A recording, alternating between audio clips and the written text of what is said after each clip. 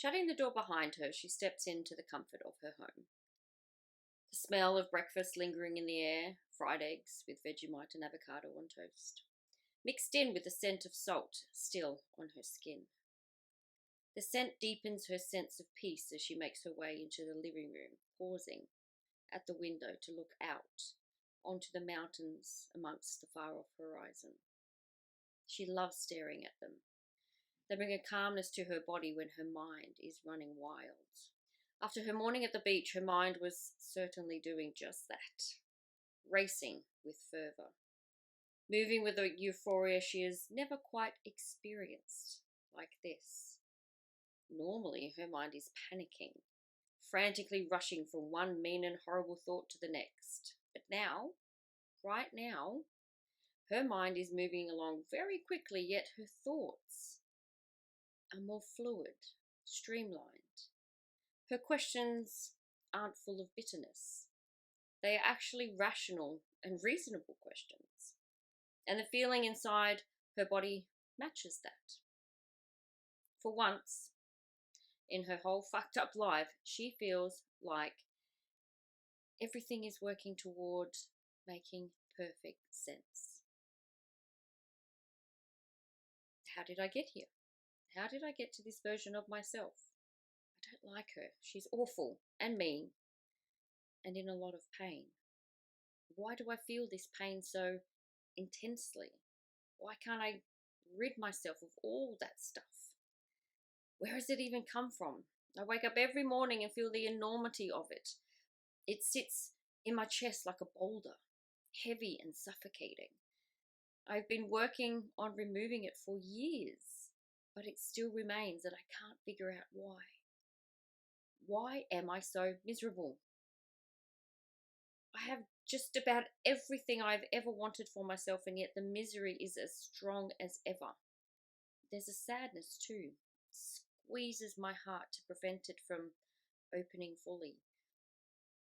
I look at those around me and it feels impossible to ever be anything different. They are not helping. They are not what I need them to be. I react to their personalities and internalize it. I step into how they are and lose myself in their treatment of me. I deserve it. But why do I deserve it? What have I done to think I must never have any goodness? Why was I so bad in a former life that I now feel the need to punish myself for it in this one? What have I done in this life to warrant such cruel and intentional punishment? Who let me believe that it is okay to do that? When will the misery end? Why can't I do anything good for myself? Why must I always punish myself and remain in the misery I have created? She has questions, so many questions about the woman she has become and why. And not in an accusing way, but in a curious way. She is inquiring about the woman she is from a distance, a healthy distance that allows her to look without judgment or disgust. The place where she has stood these last few decades was obscured by pure and utter hate, a self-loathing gluing her feet to the ground so as not to be able to see who she was and who could be from the perspective of her love. Her love became invisible amongst the hugeness of her body. It was this hugeness that caused her to lose sight of such a complex and simple woman. It was the illusion of society's unparalleled woman which forced her to begin the self-loathing process. Little by little, each day of her young and carefree life was swallowed up by images and script shoved into her senses by those who directed the narrative. They perpetuated a snapshot of who she was meant to be, designed the mould for which all women were supposed to fit. And if you didn't, life became unbearable. Strangers called out to you from the safety of their cars as you simply walked down the street, amplifying their torturous words for all to hear. People gave themselves license to comment on the fatness of your body. You'd be pretty if you lost weight. How can you allow yourself to get so big? If you just stopped eating so much, you would lose weight. Don't be so lazy. Why don't you go out and exercise your fat ass? So many cruel and harmful words thrown in her direction, all because her body was not textbook. Don't they know her pain? Don't they know why she didn't choose to be this way? That one day she woke up and her body was fat. That it expanded for more reasons than just not eating right and not exercising. She sighs as she walks over to the kitchen bench and sits on a stool. Her head falls into the palm of her hands. She wants to cry. She wants to scream. She wants to get all of those bad feelings and memories out of her existence. She does neither. Instead, she moves to the couch and sits down cross-legged, palms resting on her knees. She takes a deep breath and holds it. A part of her wants to stop the breaths altogether, to quietly hold them until there are no more. But she doesn't. Her breath exhales slowly from her body. She knows her life is worth more than those horrible, heartbreaking moments from her past. Her life became so much more today. The waves and the sand and the ocean showed her what her life is worth. They spoke to her in a way she was able to understand. No words were needed, only a feeling. Where does this feeling lead? She wonders. How different is it from all of the other times I have been hopeful of my recovery? How does it change all of the moments yet to come? Hope was never entirely in her awareness, but it was there, ebbing and flowing like the waves of the ocean, reminding her that there are better days ahead. But, like water falling through cupped hands, so did her hope. Drop by drop, hope fell to the ground and eventually dried until there was nothing left to see. It has to be different this time. It just has to. Listen. Listen to your heart. That's where you find your hope. That's where you find your love. And that's where you find everything you are looking for. She knows it to be true. Yet there is one question that burns its way into her mind. A question she longs to know the answer to. How do I change how I feel inside? How do I stop listening to the shitty part of me? How do I truly focus on what my heart is saying rather than my head? This has been my downfall time and time again. This voice is so strong in its convictions. It convinces me every day that I am nothing more than a fat, useless woman, that I am unworthy of anyone's love, let alone my own. How do I block out all of the voices inside of my head, the ones I have listened to for so long? Everyone and everything I've ever come into contact with has space in my mind. They've all influenced how I think and how I feel. So much so I no longer trust in myself, in who I am. That woman is gone. I don't think she ever really arrived. My fatness consumed me. It was all I could see, all anyone could see. I was fat and only fat. There was no woman residing within the fatness of my body. She pauses for a moment and notices the tone of her voice inside her head. It is different. There is no anger. There is no hate. Yes, they are lurking about somewhere, but not right now. Now there is only a conversation. Between who? Herself and her heart. All of these questions will be answered in time, her heart responds kindly. Don't overwhelm yourself with too much too soon. It is my desire to offer you this. I will always be there to guide you, especially on your darkest days. I can shine a light on what you need, show you where to turn. I am your heart. I know what is best when you cannot. Even when you cannot listen, I will always be speaking with you. I am the quiet underneath the noise. It is when you tune into this quiet that you will hear far more than the noise will ever say. The answers are inside of you, inside of me. I am your heart. I beat only for you. I am never without you, as you are never without me. We are a part of something great. That greatness is you. In time, you will mend. Healing is my specialty. I am here with you in every moment of every day. I never leave. It is my absolute joy to be here with you. If you can remember that, when you feel as if you are sinking once again, you will float to the surface, carried by the strength of my love, our love.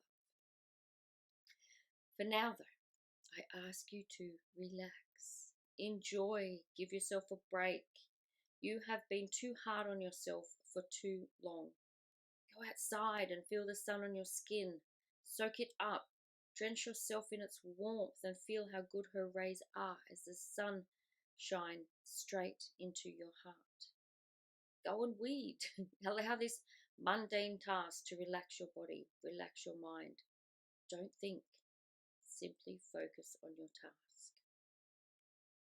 She stands up from the couch and goes out into her backyard. She grabs her gardening tools and gloves and finds a patch of grass in the sun. Her heart is right. After 10 minutes of weeding, she notices the sun caressing her skin. She notices her mind has been silent, and she notices her body is enjoying this mundane task. Without any more thought, she continues to weed. More minutes pass as a silence surrounds her. A peaceful silence. A silence she didn't know she needed. Then a voice drifts in slowly and quietly. Continuing to pull weeds out of the ground, she hears every word with every fibre of her being. We are the ones who spoke to you on the beach. We are the ones who are with you always. We reside in your heart. We communicate with your heart when there are answers to be shared. You have many of those. We want you to know who we are. We want you to know who you are and where you come from. You want to know how you fit into this world and why your world has been riddled with emotional pain. You are right when you thought you chose this path for yourself. Before your soul came here to earth, you chose to endure a loveless suffering because you want to overcome it, to find your way back to your purest love. A difficult road that you are navigating. We can see you are finding your way back, but you are unsure of how to keep going, of how to remain in the love you are rediscovering. There are many complexities of your life. You feel as though you are caught in a spider's web with every strand leading back to your pain.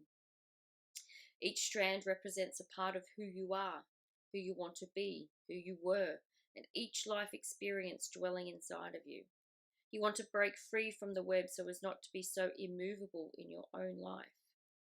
The web's stickiness is challenging for you. When one part becomes unstuck, all the others seem to become even more entangled. It feels like a never-ending struggle. We are here to end this struggle. We are here to pull you free. But we cannot do it all for you. We are here to end this struggle. We are here to pull you free. But we cannot do it all for you. You are the one who has the power to end the struggle. We will merely guide you through the love of your heart. Your heart spoke to you before. It told you what you need to do. Listen. Listen in the silence. We are in that silence too. All you ever need to know is always in the silence. Hearing these words is soothing. She stops pulling weeds and sits back on her heels, looking up to the sky above her. The clouds are moving slowly as she watches them change shape. Do they change their shape because they hate who they are? Or do they merely go with the flow of the atmosphere and just be the beautiful cloud that they are? Embracing every moment for what is as they move across the sky, for no other reason than that is who they are. A cloud doesn't question its existence. Everything on this planet knows who and what they are without doubt, except for humankind. We doubt it all. We want to change it all. We cannot embrace the moment for what it is. We can only see what once was and what we think it will become. We put so much emphasis on our pain, we forget to see the beauty. We forget there can actually be beauty in the pain. And once the pain has been let go of, the beauty still remains, even more beautiful than before. The pain may not seem beautiful, but it is. Why? Why would pain be beautiful? The pain opens you up to more than what is right in front of you. It is supposed to end. It is not supposed to be carried with you into each and every day. Its purpose is to unlock your secrets, secrets about who you truly are, secrets about living life from a place of trust in what that life can bring you, secrets about how to love unconditionally, secrets about yanking every bit of joy from the moment at hand. Her joy died. Her pain lived. She didn't listen. She didn't know how. The silence is speaking to her now. Words she has longed to hear. She is getting the answers she has always wanted. Her body moves itself from the position on the grass, taking her to sit on a chair in the sunlight. As she does this, she contemplates the words just now spoken from her heart. A comfort sweeps itself through her body. She can feel the we inside of her. She can feel their presence illuminating her heart. An offer of gratitude skips towards their union.